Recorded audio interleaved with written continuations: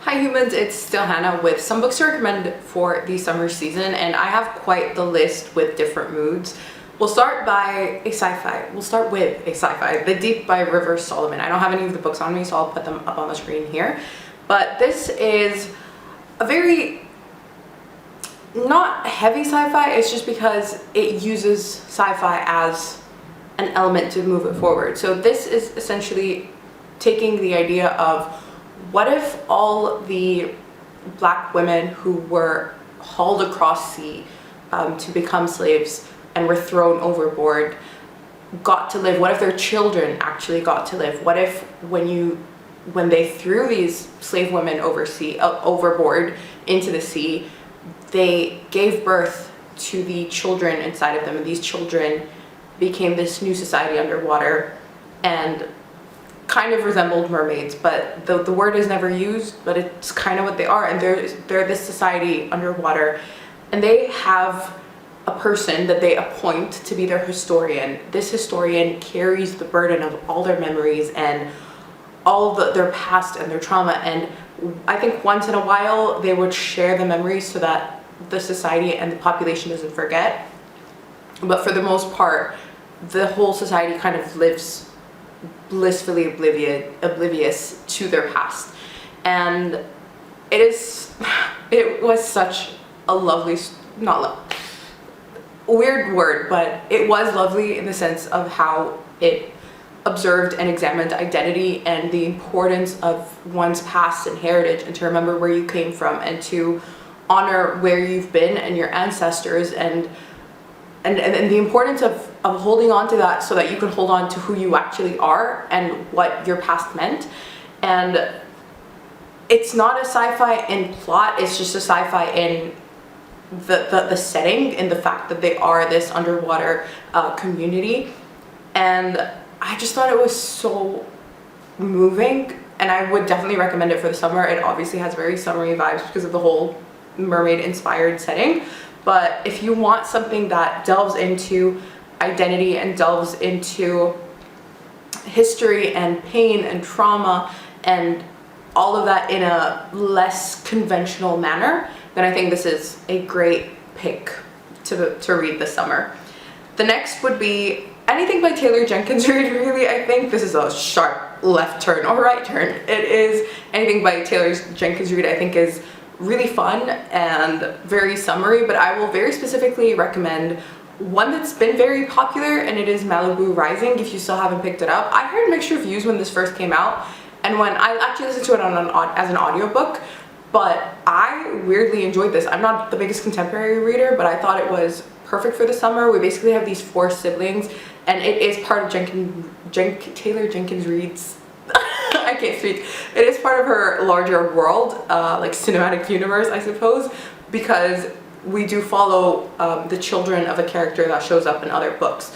But these children are all very under the spotlight a lot of the times because they are children of this famous person, and they themselves are kind of famous, and you follow how they actually have all of these secrets, and they are basically hosting this party that happens every year at one of their houses, and it all just kind of goes up in flames, quite literally, because the house at the end of the party is in flames, and you're kind of trying to understand why we got here and the secrets that led us here. So you're learning about their dynamic, and you're learning about all these secrets in the family. And I thought it was actually really well done. Again, this isn't what I typically read, but I actually really enjoyed it. I thought it was a lot of fun. If you want family drama and secrets and just kind of pulling the threads and trying to understand it, it was quite similar to the way Celeste Ng writes her stories of, like, I read 2 Celeste Ng books that really follow this, Little Fires Everywhere and Everything I Never Told You, which I just finished. I think they're both also great for summer, but she kind of gives you a really intense consequence, and then you start to unravel what happened, and I think this was very similar in that way. Completely different story than these other 2, but I think it's still a really fun story to follow. I will then also recommend you, if you want a nonfiction that is really funny and just such a good time, I will recommend Everything I Know About Love by Dolly Alderton. I love this book so much. I think was one of my absolute favorite books that I read last year. And if you enjoy reading about, it is about all types of relationships, but it is especially focusing on friendship, female friendship, and the love that we get from female friendship and how much it matters, and even mental health and understanding yourself and kind of navigating. She talks about her relationships and love of different kinds, all the way from her teen years to her kind of university years, to her 20s, to up till her 30s. But I think especially in her 20s, it's because it's the largest point of her, from what I remember, it's the largest point that was addressed. Maybe it's because I'm projecting because I am in my 20s, but I love that. I loved it so much. I loved the conversations she was having, and I love her humor. It's so funny, and she just kind of tells you these stories in a really humorous manner, and also reflects on them in a very humorous manner. So you get the lessons without, like, you know, the voice of like an old wise lady. Not this. This is just pure humor, and I thought it was such a good time. I highly recommend it. I think it's perfect for the summer, especially if you are looking for a nonfiction for the summer. Then we have another sci-fi-ish, and it is To Be Taught If Fortunate by Becky Chambers. And this is kind of, if you want, how can I put this? So if you are looking for something cozy and quiet, and it's the same thing with The Deep, where it uses sci-fi as a setting, but it explores very human themes. And we basically have a group of people who are astronauts. There are, I believe, 4 astronauts, and they are sent from Earth to explore different things in the galaxy. So they're exploring different environments, different planets, and they're scientists, so they're collecting data all the time. And in order for them to make the trip, or make their several trips, because they kind of stop somewhere and then go somewhere else, and they are years of traveling. So in order to preserve themselves, they are suspended, and they kind of go to sleep. And each time they wake up, they get a news report from Earth. And each time they wake up, it had been years on Earth. And it's such an emotional read. So if you want something that's very emotional, but again, in a less conventional way, and that just views human interaction and human relationships and very human emotions and experiences, and also a little bit of pain, because it's sad. These people basically signed off their lives to something that they care so much about, knowing that everyone they know will be gone by the time they return to Earth, because they don't age, but these people have, that they've left on Earth. And it's just such a good time. Well, again, I don't know if a good time is the right word, but it's such an insightful time, and it's a very tender novel, and not much of a plot. It's just kind of you seeing them deal with certain things and deal with each other and deal with their own emotions and thoughts at each individual destination that they end up at. I will then kind of move back to contemporaries, and this is another one that's been around for a while or very popular everywhere, and it's Sorrow and Bliss by Meg Mason. This is if you also get the summer blues like I usually did. We're good so far this summer, don't want to jinx it, but this is about the importance of diagnosis, especially in terms of mental health and mental illness. And we basically just follow this woman who is kind of coming to terms with herself and her mental health and her mental illness, and she believes something's wrong with her, and people don't necessarily, including her husband. He tells her she's fine, and she knows that she's not fine. And you kind of follow you follow her journey and how she came to this point of her mental health and how it affects the relationships that she has, including her husband, including the one with her mother. She's not the most likable character. She's a little bit infuriating. There's a lot of self-pity, and at the same time, though, it's very understandable and relatable if you've dealt with mental illness, in my opinion at least. And I do see, I think it really does a good job at highlighting the importance and the power you can hold when you are given a name to the thing that you have, because you're like, okay, it becomes more tangible and it becomes something that you can start to deal with. And it also talks about the shame that comes with mental illness, and that mental illness is never named throughout the whole book. I think it's just called X, because it could be anything, and the symptoms are could easily fall into any mental illness. So I think that makes the experience a lot more relatable, because especially if a reader does deal with mental illness, they could just very easily insert themselves in this position and relate better. So that's your contemporary sad recommendation. And the next is going to be a little sad, but it's Open Water by Caleb Azuma Nelson, and this is a contemporary following two young people in London who are Black and who start sort of a relationship, and you kind of follow their dynamic, and they have to also deal with their individual struggles as young Black people in London, and it deals a lot with identity, and it deals with, of course, race and the trauma that can come from racist encounters and being from marginalized groups.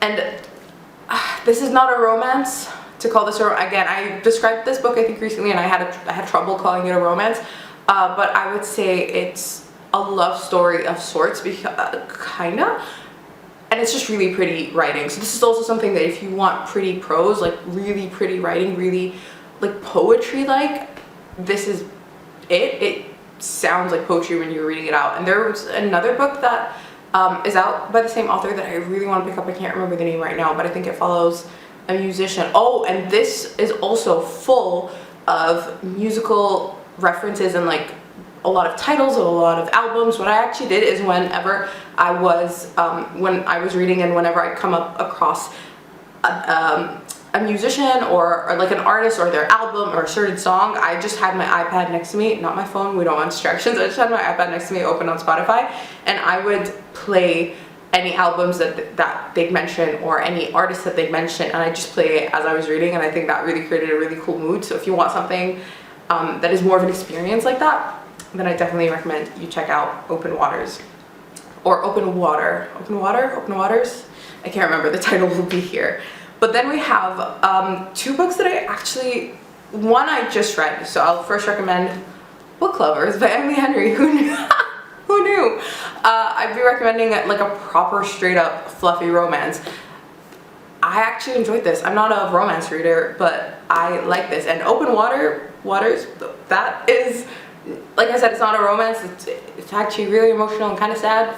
So it's not really, like, it's not a fluffy romance. It just has love as a theme, but I wouldn't call it a romance. It's a contemporary that is emotional. But this, straight up romance. But I actually enjoyed this. It wasn't like I knew what everything was going to happen. It had so many moving parts that it gave it so much dimension, and I actually enjoyed this. I don't know if I can pick up more romances. Like, I feel like one a season is enough for me, but I would really recommend this if you are looking for a romance, and if you still haven't read this. I know this is wildly popular, but I think that if you are also not a big romance person like myself, this could thaw your freezing ice heart. So there's this one. It's just a really good time, and I described it a little bit on Goodreads as between kind of Gilmore Girls meets The Holiday, and we basically just follow two sisters who go on holiday so that one of them loosens up, is what the other sister tells her, and she works in publishing, and she's really uptight, and she meets this guy at the town that they go to who's also in publishing, and he's her rival, and you know he's the love interest. But I think I also love that this is a book about books. So if you like books about books and you want more incentive to pick up a romance, here it is. I'm then also going to finally recommend the book that I'm currently on, which is The Daughter of Dr. Moreau by Sylvia Moreno Garcia, who's one of my favorite authors. I am about a third into the book, or between a third and a fourth into the book. I don't know. 2/6? No, that's a third. 2/7? It's fine. And so I'm recommending this because it is very summery. It's set in the Mexican jungle, and it's inspired by the what's the book called? The Island of Dr. Moreau, I believe, who is this like mad scientist, and here we follow this same mad scientist but with his daughter, and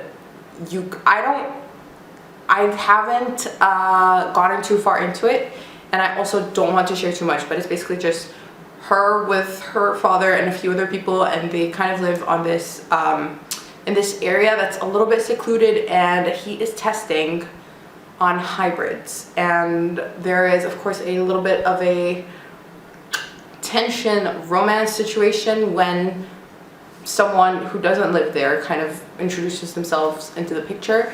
And I don't know, I think I'm doing a really bad job at describing this because I'm not done with it, and I don't read too much about books when I'm picking them up, but I just knew it was Sylvia Moreno Garcia and I wanted to pick it up. And I think that if you want a weird little sci-fi with really atmospheric writing, because it's Sylvia Moreno Garcia set in the Mexican jungle in the heat, then I thought it was worth to mention this.